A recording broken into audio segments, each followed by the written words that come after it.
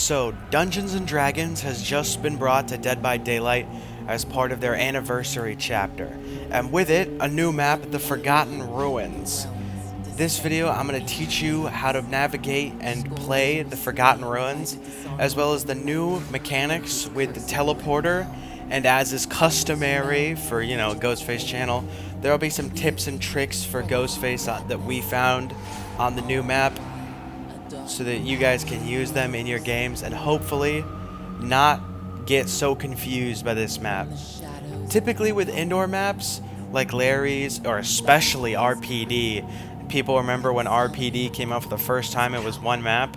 They could be very challenging to learn, so hopefully this will be a good aid for people to get acclimatized to the new map. So to start in the top of the map, we are always going to have an exit gate right here. There's always going to be a teleporter right here. The teleporters are only one way, and there's 3 pairs of them. This is the output for teleporter number 1. And we've got some general trash. The trash is randomized, so I didn't put it on the map because there would be no point to. It's going to change. And the shack will always be here. And this is one of the basement spawns that can spawn. The other one for main building is we're going to get to later. And then the second gate always spawns right over here. The 2 gates are always the same on every map. And then if we come through more of this trash, we've got 1 of 2 tiles upstairs. This can generate in a multitude of ways. It generates the same way that Borgo generates its tiles because they're part of the same realm. And then if we keep going back more, here we'll find the output for the 3rd teleporter.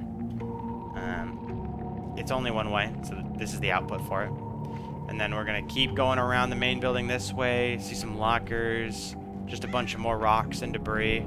And then we find the input for teleporter number 2, which will teleport us downstairs. We'll get to that later.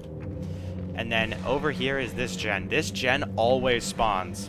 There is always going to be a gen out back here by the 2nd teleporter. So just make note of that. This side of the map is generally unsafe as fuck.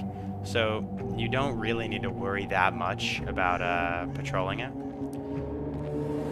And inside the main building, we've just got this one little pallet back here, and then stairs that lead down, and this drop here. So it's good for balanced landing and stuff.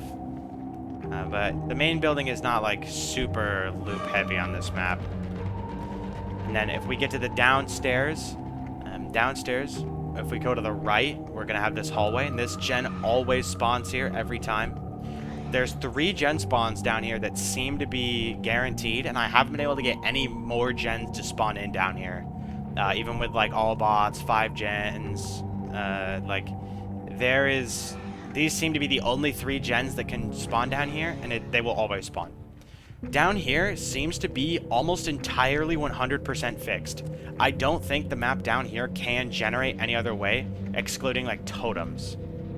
And then so we've got this pallet here, and then we're gonna come down these stairs, and this is gonna be the Vecna room. I don't know if it's actually called that, but I'm pretty sure this is Vecna's like lair or whatever. His little desk, his books. He's got a gen in here. And then he's got the output teleporter for teleporter number 3. The input for teleporter 3. So that will take you behind the main building. And then if we come in here, we've got some more books. We've got this little pallet. It's an okay pallet, I suppose. It's not super safe though. And then if we come out here, this just takes us back up into this room that we were in. You don't actually need to go like around like this to get up these stairs. You can just do this. So, and then in here we've got this little connector room. It connects this hallway with that gen to the main landing after you come down the stairs. And it connects it to this kind of area out here. It's got this pallet that always spawns, and this is the output for teleporter 2 upstairs. Got some lockers, and then this is the Knight's hallway, and these guys watch you actually as you walk through. It's kind of cool. And then if we come down this like tunnel, there's a drop here, but there's a tunnel that you can go down, and you'll end up in the torture room. And the torture room's got some cells back here with this guaranteed pallet. Got a little torture chair in there. And if we come here into the back, we're going to have the the input for teleporter 1. So that will take you to that one exit gate. And then we've got this. And yeah, that scared the ever-living fuck out of me when I was trying to record this video the first time. And then my footage drive disconnected mid-recording, so we had to restart. But this thing scared the fuck out of me. I got real close to it. It was really bad. But then there's a third guaranteed gen here. And if we come back into this hallway, those stairs lead up to the main landing. And in here, we've got this room, which is actually pretty cool. It's connected by this vault. So you can see that if we come up here, this is like the stairs area. And it's connected by this vault. And it's got 2 pallets like right above each other. This one is quite strong. If you get to it by jumping that window, you jump that window and go right here and drop it, you're gonna be able to get this way easily for free distance. They're probably gonna have to break it because otherwise they gotta jump down and come all the way around. If you're running it this way, just doing this and dropping it is really not that great of an idea. Because, like, yes, they have to break the pallet to hit you, but you can't really go anywhere. You're kind of stuck in here.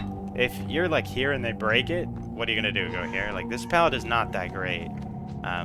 So, typically what I like to do with these ones is just never drop them and see how long I can grade it. But, you know, I got some lockers, etc. This is a cool room. I like the behaviors trying more interesting loop design like this. I think this is cool. And so that kind of just ties together the bottom area. In my testing, nothing really has changed in this bottom area.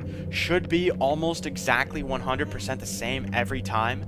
It feels a little bit like RPD because it's a little compact and like learny. Just because it's indoors. That's kind of how any indoors map is, like Larry's, Midwich, etc. But it's actually quite small. So it's quite easy to learn. So there's 3 sets of teleporters that I showed earlier, and I'm going to go through them now. So teleporter number 1, you go in through this one, and you come out right back here behind the main building. The second teleporter, you go in from the back of main building, and you'll end up in like this connector room.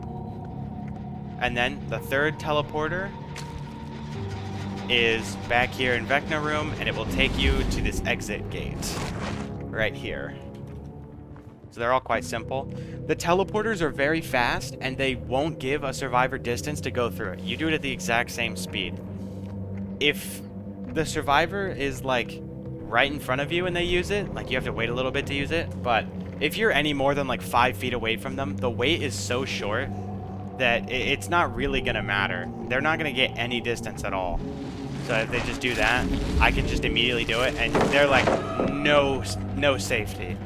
This pallet is here, I suspect, for that reason, so that you can have like a one-time safety from that teleporter. But in general, the teleporters are not a viable way of making distance as a survivor. You can actually get grabbed out of the teleporter as well. Even if you're healthy, if the survivor tries to go through it, you can just grab them. 3, 2, 1, go ahead. Oh wait, fuck. 3, 2, 1, go ahead. Yeah, you can just grab them right off the teleporter, which actually looks crazy. 1.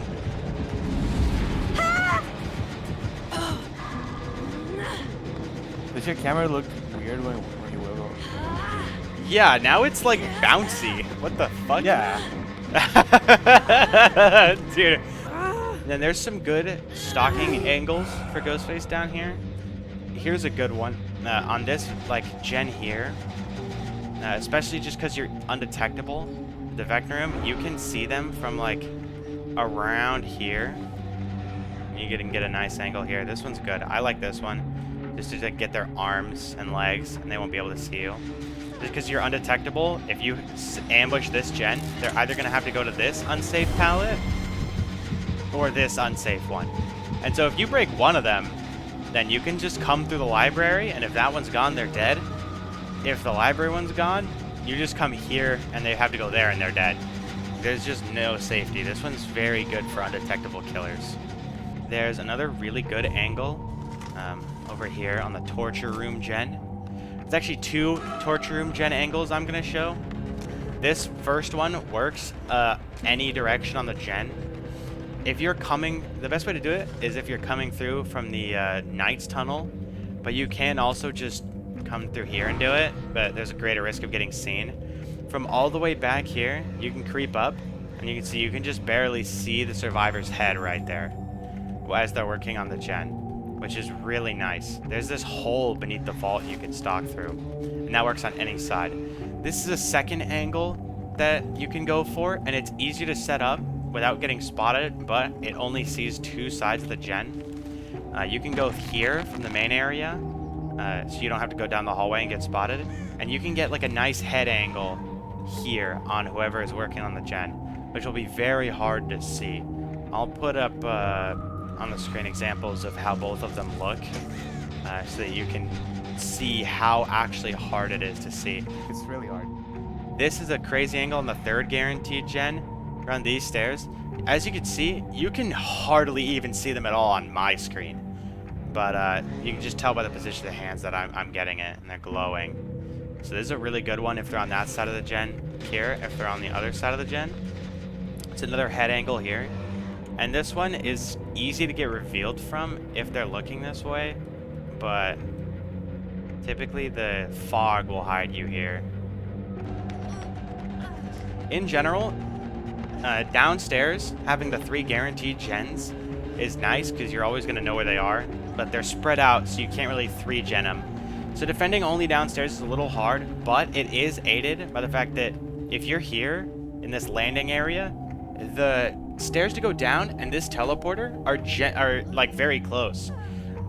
You can very easily control who gets downstairs compared to who gets upstairs. If they're all upstairs, and maybe you have someone hooked back there downstairs, and you know the rest are upstairs, you can just stay here. Because either they have to teleport in, or they have to use the stairs. Either way, you're gonna just completely know. Like, they're not slipping past you. Compared to upstairs, it's harder to control the choke between up and down, because there's 2 teleporters that lead upstairs from downstairs, and they're both very far apart, so you can't really patrol them and secure upstairs. But if you wanted to play a downstairs lockdown style with Ghostface, you definitely could. You could maybe, driver's license might be viable on this map, just because of the good stock angles that there are. And then you could just play to lock down this kind of area, and set up your ambushes on these downstairs gens, and just ignore the top ones, and be quite successful, I think. So, if you want to play a more, like, lockdown-oriented style, you can very easily control the flow of the map just by doing this. And I hope you enjoyed, and I hope this helped.